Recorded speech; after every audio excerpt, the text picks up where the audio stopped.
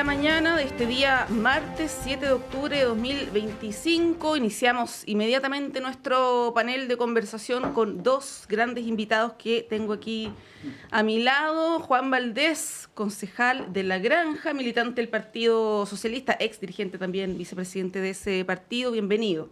Buenos días. Once, ¿cómo estás tú? Buenos días a toda la audiencia y por supuesto a Andrés, ¿no? Sí. Así es, quienes nos escuchan y nos ven también a través de nuestro canal Uchile TV, y Andrés Cule, secretario general del Frente Amplio. Bienvenido, buenos días. Buenos días, gracias por la invitación, siempre un gusto estar por acá. Sí, igualmente recibirlos acá esta mañana. Son dos integrantes del oficialismo, con los matices que pueden haber, así que vamos a tratar ahí de guiar la conversación para que sea lo más equilibrada posible, pero a pesar de lo que acabo de decir, me voy a contradecir porque quiero proponerles comenzar comentando el tema que se ha instalado desde el comando de José Antonio Kast. Acá hay bastante transversalidad, salvo obviamente quienes apoyan a Kast. Me refiero, también hay críticas desde la centro-derecha, porque se ha instalado el tema de los 6.000 millones de dólares que no ha sido explicado hasta el día de hoy, de dónde se va a sacar ese dinero. Se habló el fin de semana, lo dijo Arturo Esquella, presidente del Partido Republicano, habló del empleo público, que hay 100.000 funcionarios públicos que se van a despedir y que con eso se va a obtener una cantidad de recursos que ha sido desmentida por varios especialistas. Ayer lo mencionábamos, el caso de Matías Acevedo, que fue DIPRES de Sebastián Piñera, y lo han dicho otras figuras también de la centro derecha. Y entrevistamos, por ejemplo, a Cecilia Cifuentes, que en su momento también estuvo ahí respaldando a José Antonio Kast, pero tiene una mirada crítica también de esta propuesta. El tema del empleo público, ¿qué les parece como debate, ¿no? Porque se ha instalado esto que se va a llegar a recortar 100.000 millones. Ayer la vocera, Camila Vallejo, dijo que era una fake news. Esto de los 6.000, o sea, de los 100.000 funcionarios públicos, dijo, pueden revisar, están los datos para que ustedes los puedan tomar en cuenta. Mencionó ahí se los voy a mencionar en el informe de recursos humanos de la DIPRES. Dijo, pueden revisarlo, chequear ustedes mismos esa información, es totalmente falso. Hoy José Antonio Kast en la mañana, hace poquito rato en Tele 13 Radio, dijo que lo que señala la DIPRES es mentira. Estamos en una discusión que es compleja, ¿no? Porque uno acusa al otro de mentiroso y bueno, hay que hablar con la verdad. El informe de la DIPRES, que yo ayer también le eché una mirada, efectivamente señala una cifra que es muy inferior a lo que se plantea, y se instala también que son funcionarios del gobierno central cuando en realidad no es así, ¿no? Juan Valdés, tú además que representas ahí el mundo de los municipios, ¿qué podrías decir? Preocupado, muy preocupado. Y yo creo que hay que estar muy atento porque, mira, cada vez que habla la gente republicano, hablan con una estridencia, con una desproporcionalidad respecto de los hechos o de los datos que en realidad asusta, porque si llegaran a ser gobierno, pucha, ¿qué nos espera, no? Y lo digo con total responsabilidad. O sea, cuando Esquela además sale a decir de que vamos a tener toque de queda o vamos a tener estado de excepción por horas. O sea, yo me recuerdo cuando eran los allanamientos en las poblaciones. Yo viví toda mi vida en población en La Granja. Entonces yo me recuerdo cómo eran los allanamientos en las poblaciones y efectivamente se establecían estado de excepción en los barrios, en los sectores, porque permitía actuar a las policías con total impunidad. Y ocurrieron crímenes en esos lugares. Y hoy día Esquerra nos plantea más o menos esto que además es inconstitucional, es ilegal, tiene que pasar por el Parlamento, tiene un montón de situaciones que yo no me imagino las Fuerzas Armadas hoy por hoy, a estas Fuerzas Armadas, ¿no? Profesionales, dedicadas a las cosas de inteligencia, en fin, del Estado, prestándose para una situación inconstitucional o probablemente ilegal en los territorios. Y así sucesivamente suma y sigue, ¿no? Cuando uno escucha hablar de estas cosas al mismo Esquerra, ¿no? Respecto de los funcionarios, Kast, que habla de los funcionarios públicos, vamos a echar a todo el mundo. Bueno, yo le preguntaría si van a echar a médicos, van a echar a enfermeras, van a echar a quién van a despedir, ¿no? ¿Dónde está Carabineros? La gente del Poder Judicial, ¿dónde están los que van a despedir también? Porque como hablan de rebajar 6.000 millones y hasta aquí no dicen de dónde los van a rebajar, y no han querido decir, es como un secreto de Estado. Yo creo que es una tremenda mentira, eso es lo que siento. Yo creo que es una estridencia más, una forma más de poder atacar las bases institucionales con las cuales, yo quiero decirlo, nosotros de repente tenemos cierta controversia. Nadie dice que esto funciona de forma perfecta, pero la forma de reparar los errores o de las situaciones que uno pudiera tener como controversiales no es destruyéndolas, no es cuestionándolas permanente, constantemente, sin proponer nada a cambio, ¿eh? Porque aquí solo se dice que está todo mal, en seguridad está todo mal, entonces vamos a tener estado de excepción por horas, ¿cierto? No, es que va a aumentar las fuerzas policiales. Bueno, pero está diciendo que va a reducir a los funcionarios municipales. Les quiero contar que todas las fuerzas policiales en Chile son funcionarios del Estado. Que vamos a terminar con las contribuciones. El Fondo Común Municipal depende del 45% de las contribuciones que se pagan en el país. Y les quiero contar que en comunas como La Granja, los que pagan contribuciones son alrededor del 10%. O sea, que de dónde va entonces, ¿cómo va primero? ¿Cómo va a ser para reducir las contribuciones? Y segundo, ¿cómo va a reemplazar el dinero o el presupuesto que va a terminar con las contribuciones en el impacto del Fondo Común Municipal, que tiende a distribuir los ingresos territoriales para mejorar las condiciones de financiamiento de las comunas más populares del país o las más alejadas?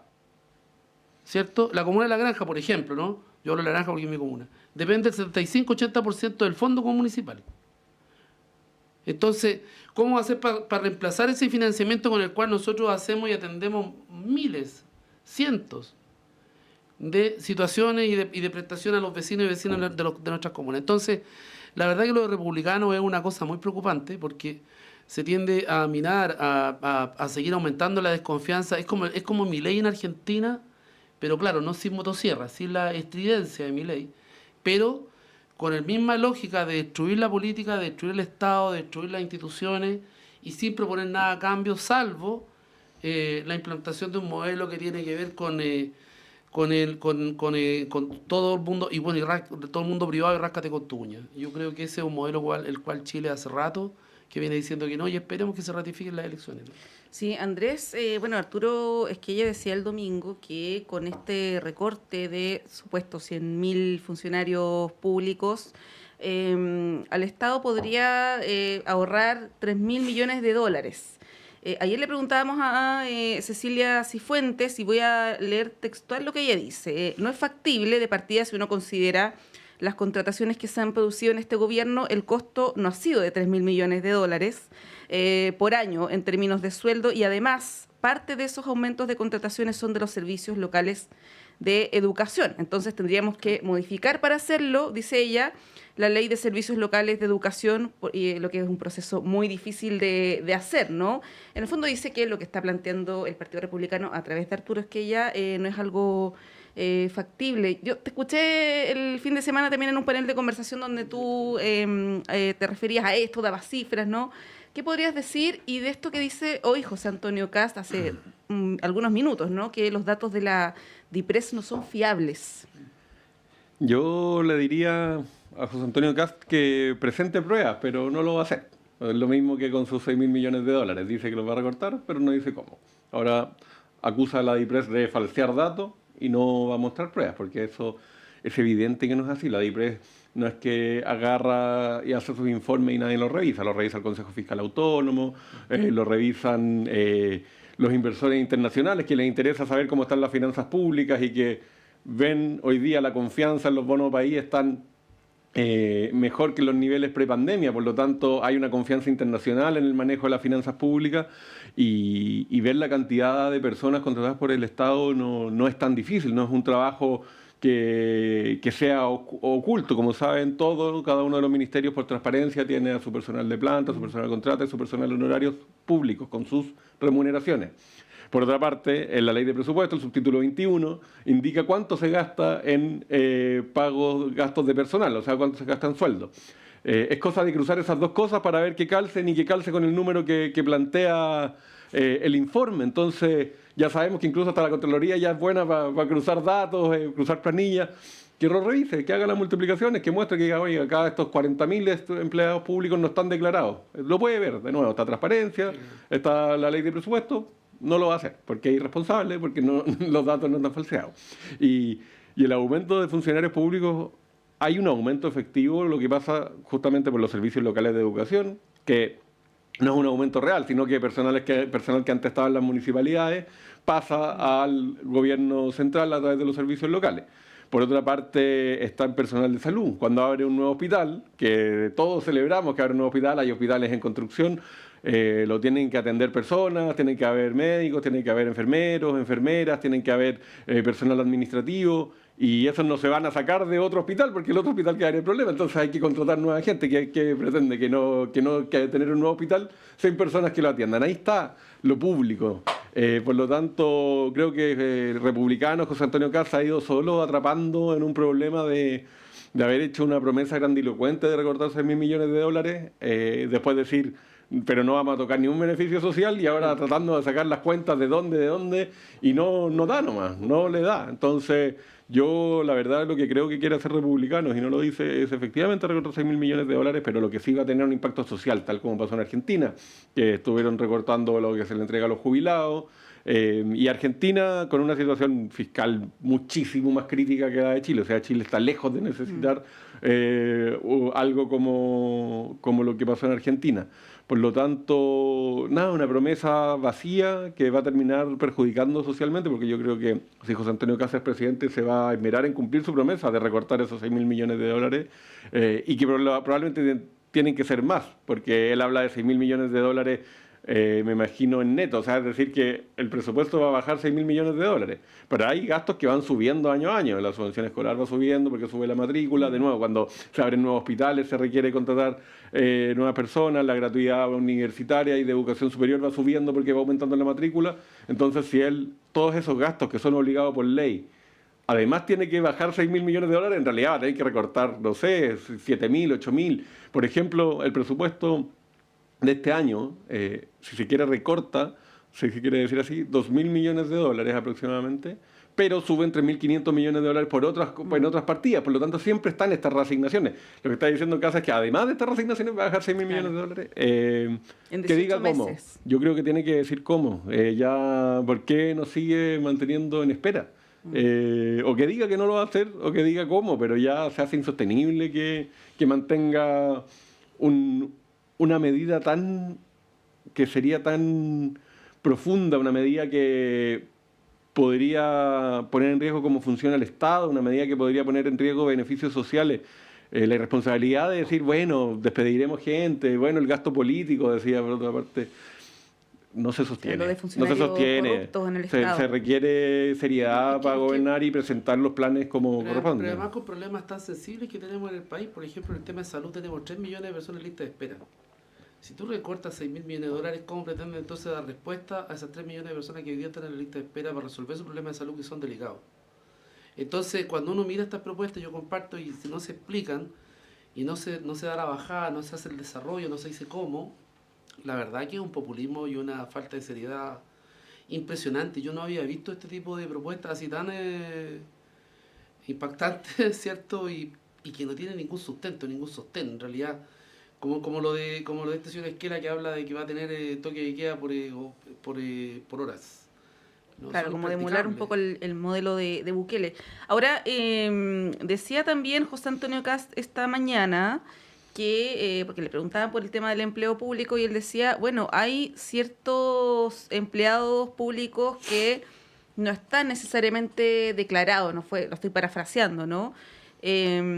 Por ejemplo, mencionó el caso de una funcionaria del Ministerio de Vivienda que se acogió a retiro, se jubiló, se le pagaron 50 millones de pesos, esto es lo que dice él, y luego ella volvió al Estado a trabajar a través de un convenio con el PNUD.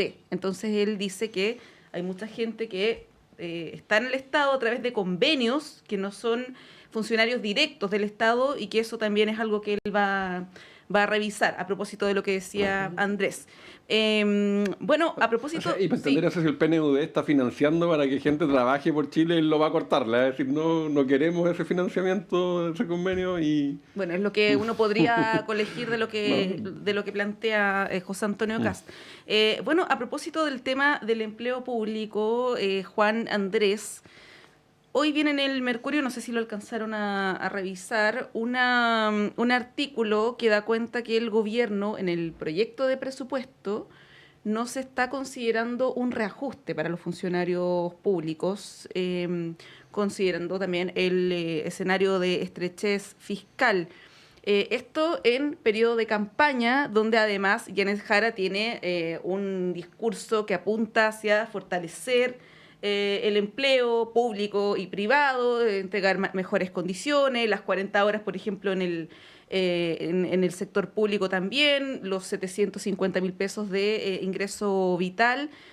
¿Cómo ven que esto podría afectar? Porque se viene una negociación del reajuste del sector público en un contexto fiscal muy complejo, con muchas presiones políticas. Ya la discusión presupuestaria es compleja, pero respecto de los funcionarios públicos, ¿cómo proyectan esa discusión? Porque para un gobierno de izquierda como este, decirle a los funcionarios públicos, no te vamos a reajustar el sueldo ni siquiera con el IPC, en el contexto de la elección misma, ¿no? Y con probablemente una candidata Jara cuestionando esa medida, no se avisora un escenario muy feliz. Andrés. No he revisado la nota del Mercurio, pero el presupuesto siempre viene inflactado por inflación. Por lo tanto, siempre el reajuste es al menos por inflación. Porque cada una de las partidas viene con el inflactor que se calcula en realidad según la inflación proyectada, porque es hacia el otro año. Y la ley de reajuste siempre se discute en diciembre, no se discute con la ley de presupuesto. Por lo tanto, creo que lo del Mercurio debe ser más una táctica para traer ese problema previo a la elección, para traer esa discusión, pero la ley de reajuste no se discute en la ley de presupuesto, se discute posteriormente, Sí, se discute en diciembre, y después los recursos presupuestarios tienen que adaptarse a lo que se discute en esa ley tiene que ver, como toda ley, tiene que decir cuáles son sus fuentes de financiamiento, por lo tanto tiene que ver cuánto está contemplado en el presupuesto o si hay que modificar algo, pero creo que lo del Mercurio es un poco tramposo y probablemente lo que quieren es que prender alguna alerta en ciertos funcionarios públicos de una discusión que en todo caso los funcionarios públicos saben que es en diciembre porque lo han vivido año a año. Claro, empieza en noviembre y culmina ahí en fin de año. Bueno, les voy a leer el titular de la nota, la pueden revisar después. Presupuesto 2026 contempla congelamiento de remuneraciones para los empleados públicos. El gobierno acogió una recomendación de la Comisión de Expertos que considera mantener en valores nominales de 2025 los salarios. Juan Valdés, no sé si tienes algo que agregar sobre este punto. Que yo creo que cada día tiene su afán. O sea, eso puedo decir. Yo creo que no creo que los empleados públicos estén tranquilamente, o por lo menos sus dirigentes, a los cuales conozco y respeto mucho, estén así de tranquilos hoy día esperando a ver que se apruebe el presupuesto sin ninguna gota de reajuste para nada. No, yo creo que eso no va a ocurrir. Yo creo que deben estar ya empezando las conversaciones entre en el sector público. Y este es un proceso que no sabemos nada hasta cuando no se presenta el proyecto, con los acuerdos, con las divergencias, y empieza la discusión. Y esto va a ser seguramente en noviembre, probablemente vamos a tener noticias previas a la elección o después de la elección. Pero yo comparto con lo que dice Andrés, esto es un presupuesto que viene con todas las consideraciones inflacionarias y hay que esperar a que se presente el proyecto de ley de reajuste al sector público y eso es un proyecto distinto. Entonces lo del Mercurio, bueno, ya sabemos cómo actúa el Mercurio, no vamos a andar... No, pero es información... información, sí. Yo no tengo ninguna duda, pero claramente tiene como su... Pongámosle que tiene una picardía. Tiene una picardía el Mercurio ahí en colocar las cosas en cierto contexto cuando la discusión respecto del tema de la reajuste para el sector público es claramente todos los años se hace en un mes distinto y es un proyecto de ley distinto y hemos tenido grandes, ya han habido paros también en contra de distintos gobiernos y finalmente se ha pedido la intervención del Parlamento para que puedan acordar con el sector público. En fin, todos conocemos lo que ocurre en este proceso. Y yo creo que este año no va a ser la excepción. Va a ser más o menos similar. Hay que esperar a ver cuánto es lo que ofrece el gobierno con el Ministerio de Hacienda, según los estudios que probablemente se están haciendo del impacto presupuestario del reajuste en la economía. Y bueno, y veremos qué es lo que propone también el sector público, ¿no? Bien, los quiero llevar al tema de Yanet Jara y su anexo de programa, este complemento que se presenta formalmente ayer ante los medios de comunicación, pero esto ya está alojado en las plataformas de la candidata desde el día domingo. Bueno, y se presenta este anexo de programa con algunos elementos que son interesantes. No hay, creo yo, muchas cuestiones novedosas que uno pueda decir, salvo algunas particularidades como lo del aborto, ¿no? Pero lo de los 750.000 ya era algo sabido. No hace mención, como algunos hubieran querido, sobre algunos regímenes en particular de Latinoamérica. No sé si corresponde que en un programa de gobierno se vaya incluido también en materia de política internacional, Andrés. Y bueno, tú fuiste particularmente crítico con el programa de las 7 páginas. ¿Qué te parece este de más de 100 páginas? Que recopila evidentemente la opinión y la posición de los 8 o 9 partidos que están detrás, que es un programa que, si uno lo ve, y esta es una percepción personal, es bastante moderado respecto de programas que hemos conocido en el pasado de otros candidatos de izquierda.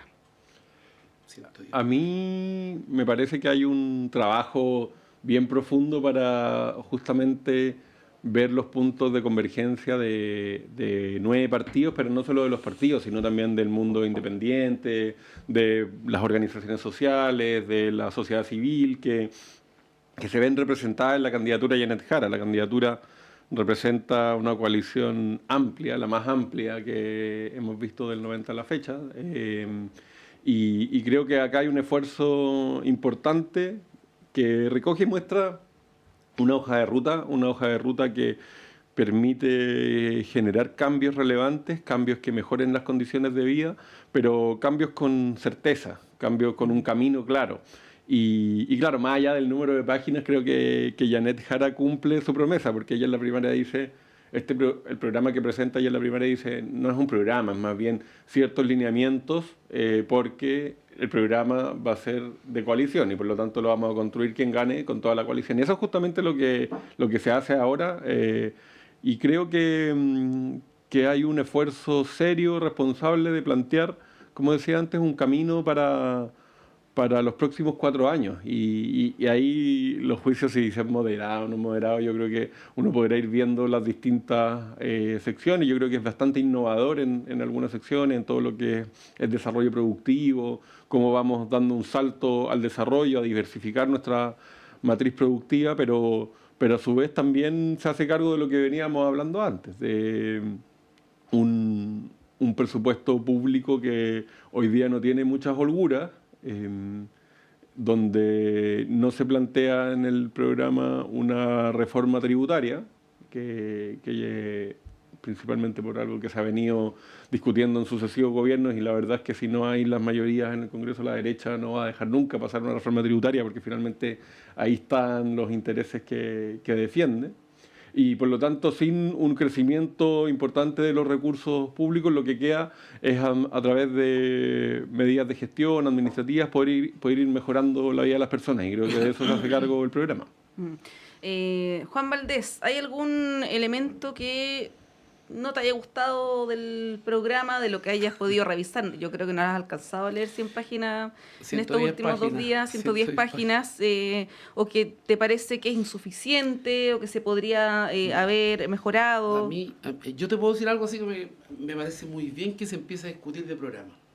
Estas son de las pocas elecciones donde discutimos del programa y está todo el mundo preocupado exclusivamente del programa de la candidata Janet Jara. A mí me pareció impresionante eso, que todo el mundo de la política esté tan preocupado de qué es lo que va a proponer esta comunista, ¿no? Esta candidata como que tiene posibilidades reales de llegar a la presidencia de Chile. Y me parece muy bien que se discute y que todos los candidatos puedan colocar sus programas en la mesa, porque hemos visto otros candidatos que no han dicho nada respecto de eso. O sea, recién hablábamos de Kast, ¿no? Que no dice titulares, pero no dice todavía cómo. Bueno, yo creo que este programa, primero hay que rescatar de que efectivamente aquí hubo una primera propuesta, que es el delineamiento del programa de Janet Jara, que fue con el que se presentó ante CERVEL para escribirse, ¿no? Y luego hay un trabajo territorial importante, y que se recorrió el país escuchando a la gente. La candidata se juntó con mucha gente en muchos lugares. Yo he visto videos y fotos y he hablado con mucha gente, por ejemplo, lo que ocurrió en Arica. Lo que ha ocurrido en distintas zonas del país, con alta concurrencia, alta participación, y se ha ido generando adhesión. Y recoger esa opinión no era sencillo, hay un trabajo metodológico, práctico también, ¿cierto?, de recoger esta información y contenerla después, conciliarla con la idea de los partidos, de los otros actores. Bueno, y aquí tenemos un programa, una propuesta de 110 páginas que a mi juicio recoge bastante bien lo que es el sentir de un mundo de la centroizquierda en su conjunto, que por supuesto que hay muchas cosas más, hay elementos que van a ser como lo del aborto, ¿no? Seguramente con la democracia cristiana, pero hay cosas que van a tener que resolverse en el Parlamento. Lo que un candidato no puede hacer es inhibir su opinión y lo que él le pretende plantear al país. Después hay una discusión parlamentaria. Yo siempre digo esto, el presidente Boric partió con una idea de programa y estamos terminando con otra cosa, ¿no? Estamos terminando con otra situación y que yo creo que ha sido bueno para el país. Se han resuelto problemas, se ha avanzado muchísimo. El tema de seguridad social, de empleo o de ingresos y también de seguridad pública. ¿Ah? Recordemos que en el programa del presidente Boric no había nada sobre seguridad pública o muy poco. Y terminamos con... Bueno, entonces así parten los programas. Y me parece bien que se tenga este programa, que se transparente y que tenga una bajada también importante, ¿cierto? Una explicación, por ejemplo, lo que vamos a hacer en salud. Que a mí me parece muy importante que el acento tiene que estar en la atención primaria. Por ejemplo, hay una parte que habla de seguridad y habla de algo que poca gente dice o reconoce, que es el tema de las personas que son cuidadoras. En fin, hay varios elementos que yo creo que debieran abrir discusión y que yo espero que el resto de los candidatos estén dispuestos también a decir cómo lo van a hacer, ¿no? Porque aquí dice cómo lo va a hacer. Aquí habla sobre economía, sobre empleo, lo de los 750.000 pesos que muchos se miran con susto, también del mundo empresarial y de la ultraderecha y de la derecha. Bueno, el presidente Boric partió diciendo que íbamos a tener un sueldo mínimo de 500.000 pesos y nadie le creía. Y hoy día el sueldo mínimo está sobre los 500.000 pesos, ¿no? Que íbamos a tener 40 horas y nadie le creía. Bueno, la discusión pública ha hecho de que después se avance hacia tener las 40 horas. Los candidatos en los programas proponen ciertas cuestiones que después tienen que ir a la discusión pública y ahí se hace también con todos los actores. La reforma previsional, que nadie creía que podía salir en este gobierno, bueno, terminó saliendo en este gobierno. Sí. Y con la ministra Jara a la cabeza de la discusión pública respecto de la reforma previsional. Sí, Andrés, antes de irnos a la pausa, algo que ha sido criticado desde la oposición respecto del programa de Janet Jara es que no incluye una reducción del gasto, sino más bien incluso lo aumenta un poquito. ¿Qué te parece eso? Porque ayer, por ejemplo, se presentan las 50 primeras medidas para los 100 días de gobierno eventuales de Evelyn Matei, de quien no hemos hablado mucho, donde está reducir gastos, por ejemplo, en ministerios, expulsar reos, en fin. Por mencionar algunas, y vamos a tener en las próximas horas también algunas conversaciones sobre eso. Pero, ¿qué te parece esto de no reducir el gasto? Porque, por ejemplo, en el programa de Carolina Toá, que fracasó, por cierto, en la primaria, ella hablaba de eliminar ministerios incluso. Y eso en el programa de Janet Jara, en el contexto fiscal que tenemos ahora, no está incluido. ¿Cómo lo ves? ¿Crees que se podría hacer algo? Porque evidentemente el gasto solamente crece. Sí, mira, me parece extraño primero como que hoy día se abre como de reducir gastos por todos lados y el único gobierno que en algún presupuesto redujo el gasto fue el gobierno del presidente Boric en su primer año. Evidentemente porque veníamos con un gasto de pandemia que tenía importante ayuda, pero si uno mira de ahí para atrás, todos los gobiernos, todos los años del presidente Piñera, el gasto aumentó, el gasto público.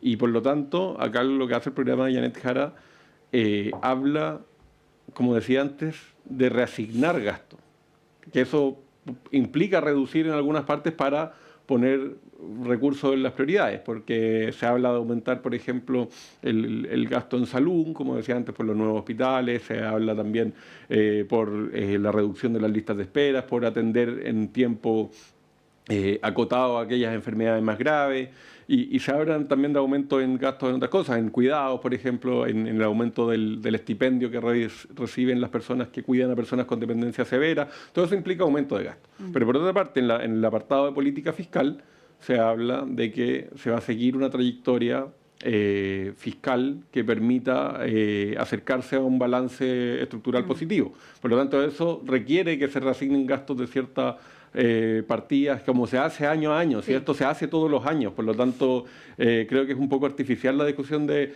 si se va a reducir o no gasto, porque todos los gobiernos reducen gastos de algunas cosas y ponen en otras. La pregunta es que en el neto lo que necesitamos es crecer en gasto, creo yo, crecer acotadamente de manera de poder mantener una trayectoria descendente respecto al balance estructural y acercarnos al superávit o a un balance estructural neutro. Pero los ingresos del Estado también suben año a año, porque suben los ingresos tributarios, porque hay crecimiento económico, y ahí también todas las medidas de impulso al crecimiento económico tienen como consecuencia, además de dinamizar la economía y mejorar las condiciones de vida de todos, tienen como consecuencia un aumento de los ingresos fiscales, y por lo tanto ahí también hay un margen que permite aumentar el gasto sin aumentar el déficit y sin pasar los límites prudenciales de la deuda, que es algo que tampoco se cuestiona en el programa, sino que se mantiene esa lógica de límites prudenciales que son harto más bajos que en cualquier país o muchos países de la OECD. Ahí veíamos que el promedio de la OECD está en 110% de deuda pública, nosotros tenemos un límite prudencial de 45% y estamos bajo ella. Límite puesto por el Consejo Fiscal Autónomo por lo demás, no solo por el gobierno. Bien, nos tenemos que ir a la pausa cuando son las 9:05, hacemos un breve corte y a la vuelta seguimos con otros temas también relevantes en este día martes. Vamos y volvemos.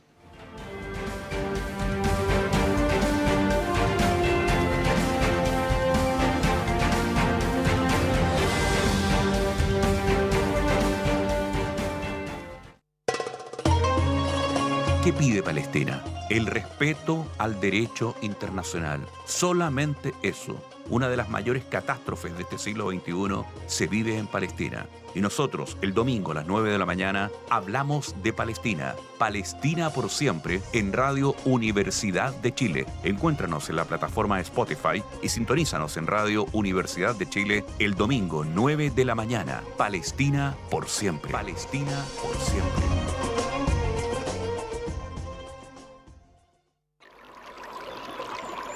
Aguas Trayén o Cascada en Mapudungún es la mejor agua purificada con tecnología de última generación. Para más información, visite su página web www.aguastrayen.com.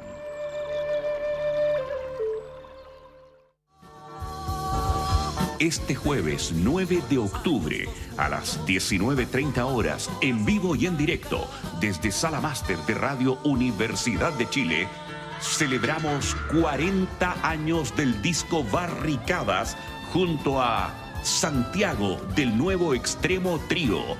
Luis Levert, Jorge Campos y Carlos Basilio se reúnen en este importante escenario para ellos y para la música chilena a recordar el tercer álbum de esta emblemática agrupación que fue grabado en 1985.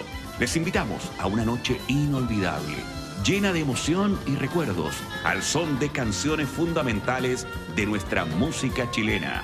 Santiago del Nuevo Extremo Trío en Sala Máster, jueves 9 de octubre, 19:30 horas. Entradas a la venta en portaltickets.cl. Más información en www.salamaster.cl.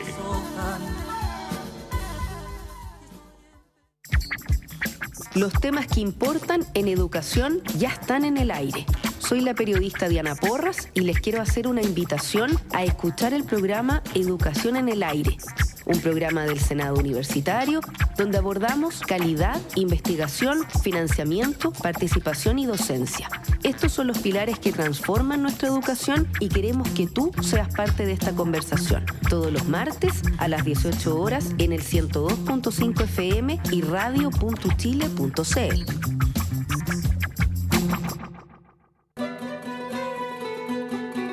Radio Universidad de Chile, 102.5 en la banda de frecuencia modulada, te invita a escuchar Caleidoscopio de la Salud,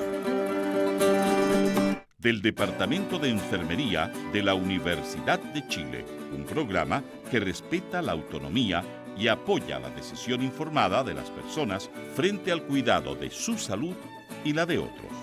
110 años a la vanguardia de los ciudadanos en la salud del país.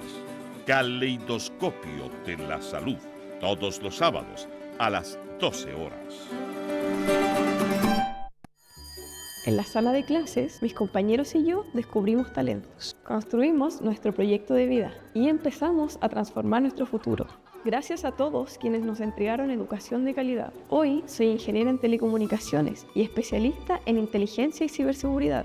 Gracias a mi colegio cumplí mi sueño. 12 colegios, 14.500 estudiantes, 1.600 educadores. Fundación Belén Educa, 25 años cumpliendo sueños.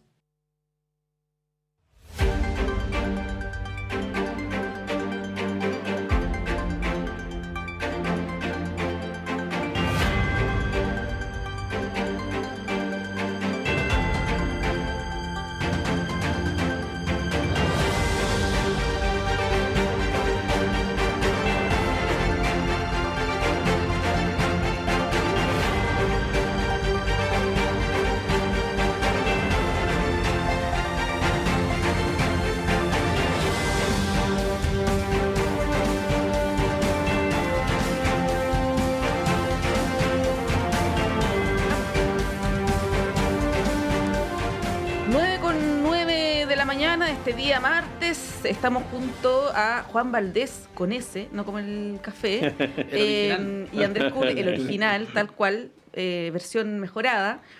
Y bueno, hay un tema que no está en la primera línea de la contingencia, de hecho es una noticia de la semana pasada, pero que va a tener su desarrollo también durante esta semana y durante también la campaña electoral, que es la situación del ministro, del juez Ulloa. El diputado de tu partido, Juan Daniel Manucheri, va a presentar, se anunció esta semana, una acusación constitucional contra el juez Ulloa.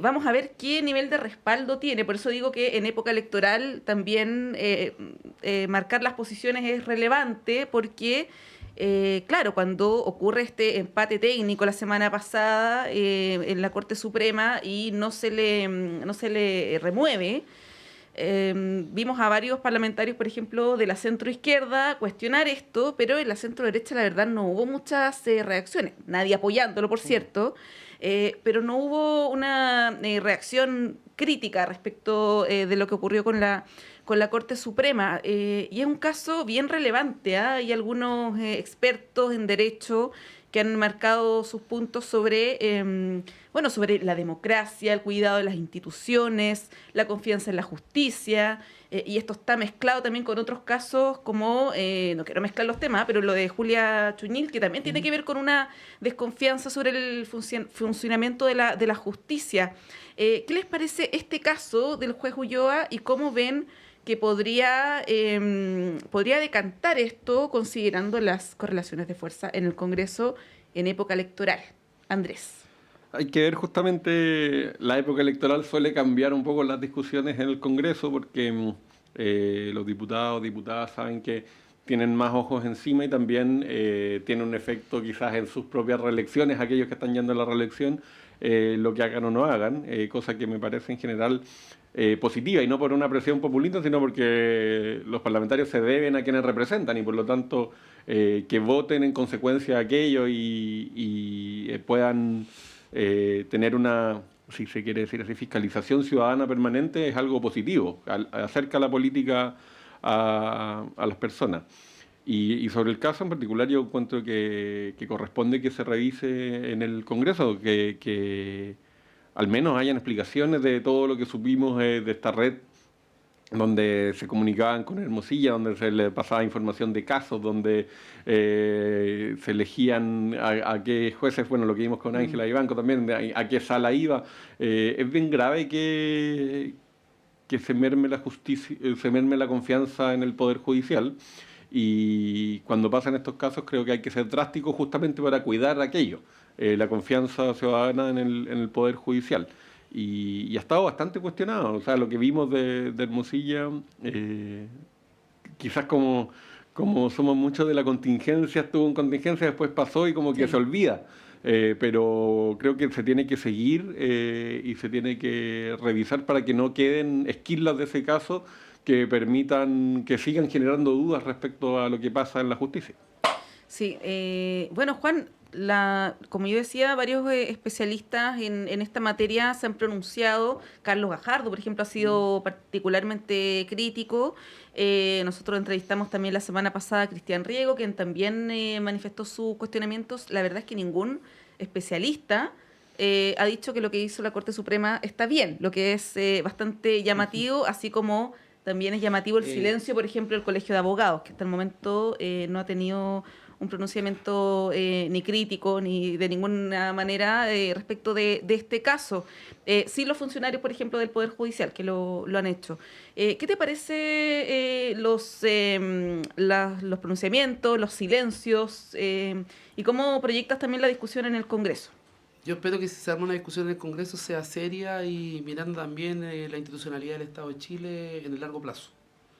Yo creo que cualquier presentación que se haga, yo comparto que el Congreso debe revisar la situación y llamar a dar respuesta a todos quienes correspondan, digamos, que participaron de estos hechos, porque es extraño, y lo digo en esos términos, que el presidente de la Corte, por ejemplo, no haya suspendido la sesión en donde se analizó o se revisó la causa de este juez, sabiendo que no tenía quórum, ¿no?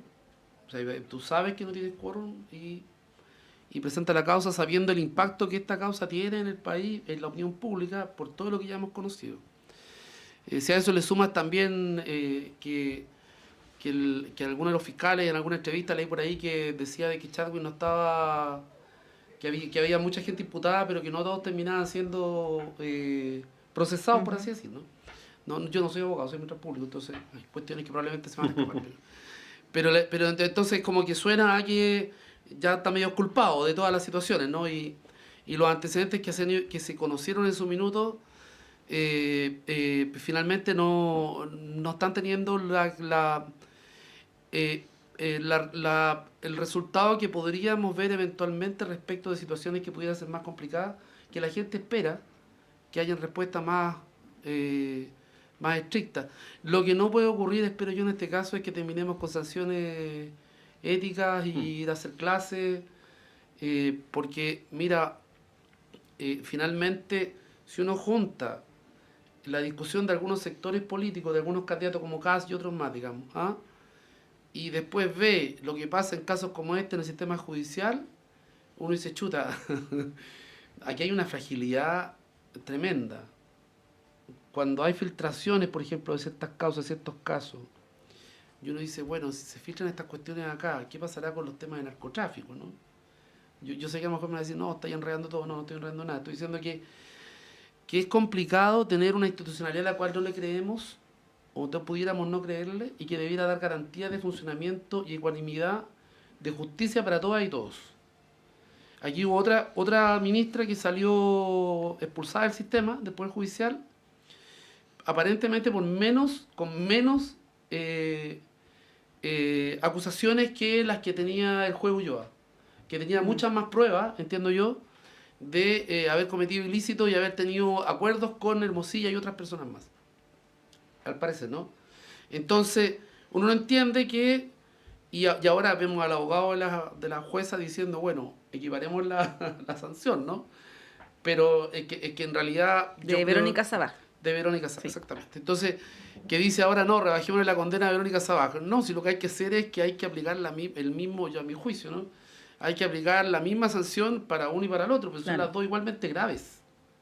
Si aquí no estamos hablando de cualquier cosa, no estamos hablando de cuestiones, son reproches muy graves, estamos hablando de que se pusieron de acuerdo para resolver causas, para proteger personas, para nombrar jueces. De eso estamos hablando. O sea, aquí no estamos hablando mira, yo me acuerdo, vecinos míos que viven en la Yungay, un vecino mío murió en el incendio de la cárcel de San Miguel, y él vendía cuestiones en la vía pública. Y no hay sanción frente a ese hecho, ¿eh? No hubo sanción. Pero frente a este otro hecho que me parece que es brutal, de la intervención de la política o de la intervención de algunos actores, para el nombramiento de jueces, para resolver causas, para ver dónde destinaban ciertas causas, en qué salas, para que pudieran ser más favorables. O sea, estamos hablando de un intervencionismo para llevar a un determinado resultado algunas causas que parecen brutales.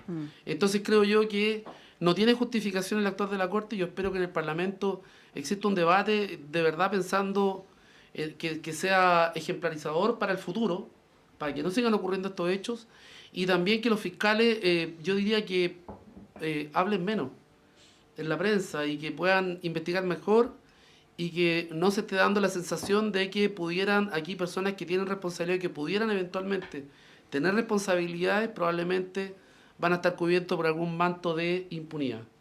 Sí.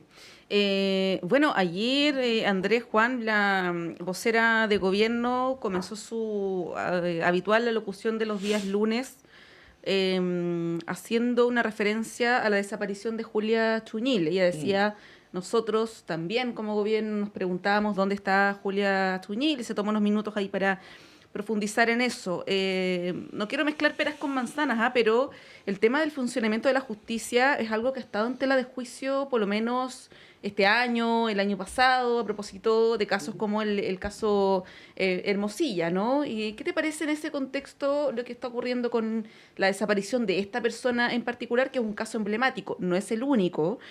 Hay otras personas desaparecidas que ocurre, lamentablemente, ¿no? Adultos mayores, en fin, personas que tienen esta situación, pero el caso de Julia Chuñil es bien emblemático porque ella es una defensora ambiental que se había enfrentado a empresarios de la zona, había ahí una tensión y las sospechas sobre el involucramiento de personas externas a su familia, a diferencia de lo que ha dicho la Fiscalía, es una cuestión que genera preocupación y mucha atención también. ¿Cómo ves este caso? Claro, un caso emblemático, como dices tú, porque justamente se trata de una defensora ambiental y ahí hay un estatuto de protección que se habla en el acuerdo de Escazú, porque esto pasa en otros lados también, que defensores ambientales a veces son o amedrentados o, en el peor de los casos, asesinados por la defensa ambiental que realizan y cuando chocan con intereses económicos. Acá, claro, está en investigación. Obviamente uno esperaría que la justicia y la fiscalía, en este caso, revise todas las posibles aristas del caso y que revise también el posible involucramiento de este empresario. O sea, creo que al menos hay una hipótesis plausible que debe ser revisada. No, me imagino que es una investigación reservada, entonces uno no sabe si se están haciendo esa diligencia o no, pero lamentablemente ahí conectamos con lo anterior. Cuando no hay confianza en la justicia, queda el manto de, chuta, ¿estarán haciendo la pega como se tiene que hacer? ¿O habrán otros intereses que están también ahí corrompiendo? Y eso es bien grave y preocupante, porque la respuesta clásica de la política es, bueno, que las instituciones funcionen, dejemos que las instituciones funcionen. Pero hay que hacer cosas para que las instituciones funcionen, y ahí volvemos a lo anterior, cuando estas se corrompen, cuando tenemos luces de que eso ocurrió, hay que ser drástico para que no vuelva a ocurrir. Y por lo tanto, en este caso emblemático, yo espero que la Fiscalía pueda revisar todas las aristas, que puedan haber respuestas también hacia la ciudadanía, hacia la familia, hacia los seres queridos, porque es un caso emblemático que genera sospechas, que genera dudas, y por lo tanto no puede ser solo encapsulado en que están viendo las distintas aristas, sino que tiene que haber una respuesta y encontrar verdad y justicia. Lo mismo que hablamos siempre en otros casos. En este también se requiere verdad, justicia para la familia, para los cercanos y para saber qué ocurrió.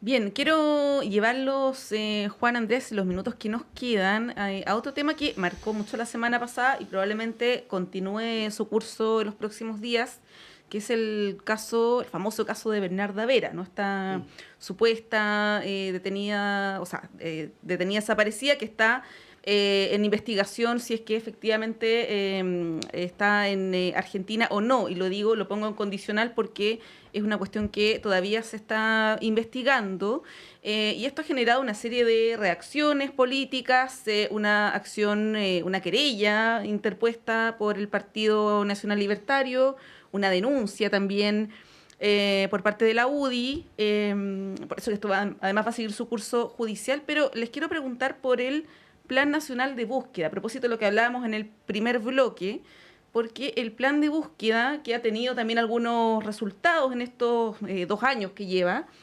no es una ley, es un decreto que tiene su financiamiento, pero que es una cuestión que también se podría revertir en un eventual gobierno, ¿no? ¿Cómo lo ven? Porque este caso particular, que es uno en varios miles de casos, digamos. 200, 1750. Así es, o más de 1000 por lo menos. Bueno, este caso ha sido utilizado políticamente para cuestionar el plan de búsqueda, ¿no? ¿Cómo ves eso, Juan? Y si es que consideras que está en riesgo este plan de búsqueda a futuro. Bueno, con Kast, con Kaiser, inclusive con Matei, tal vez esté en riesgo el plan de búsqueda, eso yo no tengo ninguna duda. Yo creo que ellos no tienen... aquí ha existido un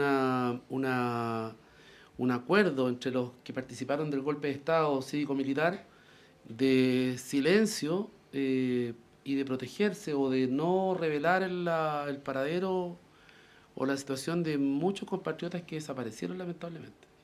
Todos sabemos las consecuencias dolorosas de eso, no solo para el alma del país, para la familia, etc. Y yo creo que ellos no son temas que a ellos les interesen porque es reabrir una herida que nunca va a cerrar si es que no se conoce la verdad, si es que no hay justicia y si no hay reparación. O sea, esto se va a mantener siempre en una atención permanente. Yo creo que eso le hace mucho daño al país.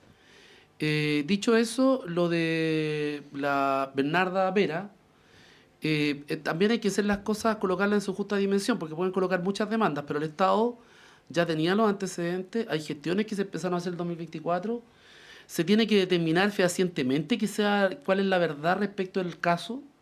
O sea, el Estado no puede actuar por una presunción. Con la presunción parte una investigación. Pero no es la determinación final en función de la presunción. O sea, tienen que haber elementos suficientes para que sea fehacientemente apegado a la verdad el resultado que pueda otorgar esta investigación. Y en eso ha estado. De hecho, se pidieron antecedentes a Suiza, entiendo yo. Perdón, a Suecia. A Suecia, sí. A Suecia. La Cancillería ha actuado con la Subsecretaría de Derechos Humanos. Han buscado efectivamente establecer la realidad de lo ocurrido con este caso, pero lleva mucho tiempo y se tendrá que llegar a una determinación final. Hay antecedentes que se han pedido al Estado argentino para determinar esa realidad, ¿cierto? Esa situación. Pero eso no puede ser excusa para atacar un plan que tiene que ser una tarea nacional. Que tiene que ser una tarea nacional, una política de Estado, que tal vez debiera llegarse al Parlamento, qué sé yo, pero tiene que haber no se puede estar cuestionando, colocar en tela de juicio, por un caso además, que tiene que estar en un cauce de investigación.